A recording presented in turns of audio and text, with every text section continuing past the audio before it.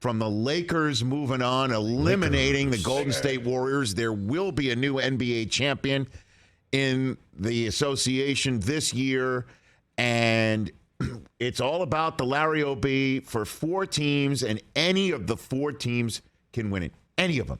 The Lakers can go and win 8 more games by beating the Nuggets 4 out of the next 7, or 4 out of the next what have you. The Nuggets can absolutely do the same to the Lakers. And I don't need to tell Chris Brockman across the aisle over there, who is hoping he didn't see the Heat in the first round of the playoffs, what the Heat can do to him and his team in the third round of the playoffs. And the Heat can absolutely win 4 games against the Celtics in the next 7 and then go and avenge their bubble defeat against the Lakers or pull it off against the Nuggets. And, of course, the Celtics can do the same to the Heat. And then, of course, to anybody who wins in the West. No question about it. A wide open field. You want to call it parity? Fine. Go ahead. But this is a wide open NBA Finals, Western and Eastern Conference Finals and NBA Finals field, in my estimation. Anybody can go win this thing. The Lakers clearly have LeBron and Anthony Davis. The Nuggets clearly have Jokic and Jamal Murray and the rest of that team that can put shots together. Jimmy freaking Butler, you go tell him he can't. And Kyle Lowry, who keeps finding the fountain of youth, no matter how many times Pat Riley might threaten him with no longer being on the Heat. It's unbelievable. And Adebayo and the rest of that team.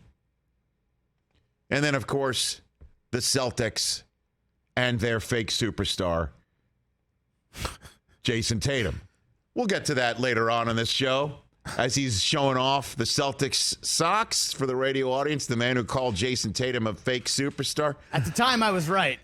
And I don't shy away from that. Jason Tatum with 51 last night or afternoon or whatever heck you want to call it. 51, 13, and 5. What a stat line. Taking the 50-piece that Steph Curry popped on the Sacramento Kings in a Game 7 to set the record for most points scored in a Game 7. Taking that and bettering it by 1. Jaylen Brown adding 25 of his own. 112 to 88. The 76ers scored just 88 points and only 24 of them from Embiid and Harden combined. My sincere condolences to you. Have you lit a candle for your Sixers, TJ Jefferson? You done that? I'm lighting a candle. I'm pouring some out because my fandom is being tested right now.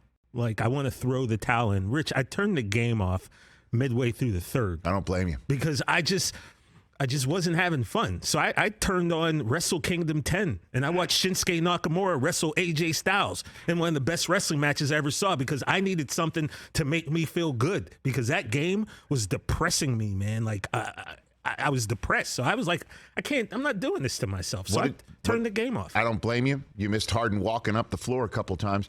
And, I wouldn't say I missed it, Rich. I wouldn't say I missed it at all. Well, you didn't see it. What did you watch instead? I watched one of my favorite wrestling matches of all time, Shinsuke Nakamura versus AJ Styles. In what? Wrestle Kingdom 10. It's Japan's version of WrestleMania from 2016. I needed something, Rich, to make me feel good. Do you need to see the first Wrestle Kingdom 1 through 9 to understand Wrestle Kingdom 10? You do not. Okay. You do not. Look, man, I don't blame you. As you know, watching Michigan get their its ass handed to it's tough by Ohio State, I would just get on the floor and play card games with my kids. At least you had that, right? They're a great distraction. I should have maybe called over to see if Zan wanted to watch a movie with me or something. He would have been up for it. He would have been up for it. I know everyone's laying it at the feet of Doc Rivers because Doc has 10 Game 7 losses, more than any other coach. It's twice as many as any other coach in the history of the NBA. And anybody who is a Clipper Sixer fan, sorry, knows. I deserve better than this. No, but you've had a front row seat for many of these playoff collapses, up 3 games to 1, and not advancing, losing games 7, or in this case, games 6 and 7, losing at home and then blown out on the road in a series where you took game 1 with a 45 piece from James Harden without Embiid, and you still couldn't pull this thing off. Yeah. And people will lay it at the feet of Doc Rivers.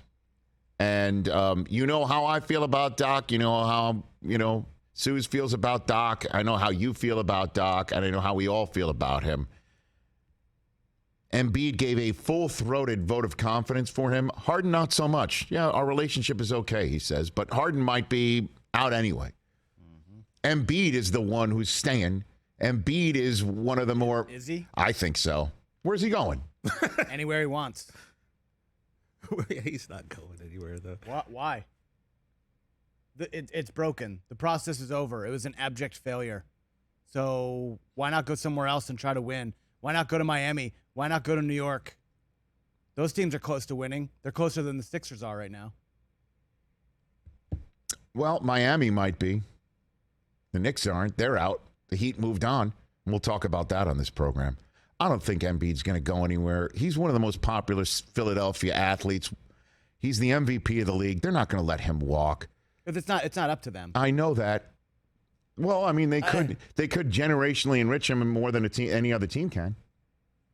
That's the way this thing's set up. If he leaves, up. then he gets the whole Kevin Durant treatment. Like, oh, you can't win, so you had to go. You know what I mean? It's like he's not going to go anywhere. Well, he definitely made a plea for more help. I mean, this was potentially fired in the direction of Daryl Morey, who, as you know, is the one who shops for the groceries. Listen to this soundbite from Embiid after, again, he and Harden went 8 of 29 from the floor. This was what Embiid had to say afterwards. You can't win alone. I can't win alone. Me and James, we just can't win alone. That's why basketball is played 5-on-5. So, we just need everybody to just, try to keep finding ways to get better, and, we'll be fine. 8 of 29 shooting combined. They were a minus 58 combined yesterday. Just 24 points combined. So don't just look at me for saying, what does he mean by that? Damian Lillard. This is how I saw the soundbite, by the way, when I was going around Mother's Day with Suze and the kids yesterday. Wound up on my phone. Damian Lillard, who I follow on Twitter, he retweeted that soundbite with just a tweet going, huh? Damian Lillard. Now, you could sit here saying, that's a passive-aggressive way of saying, you think you don't have help?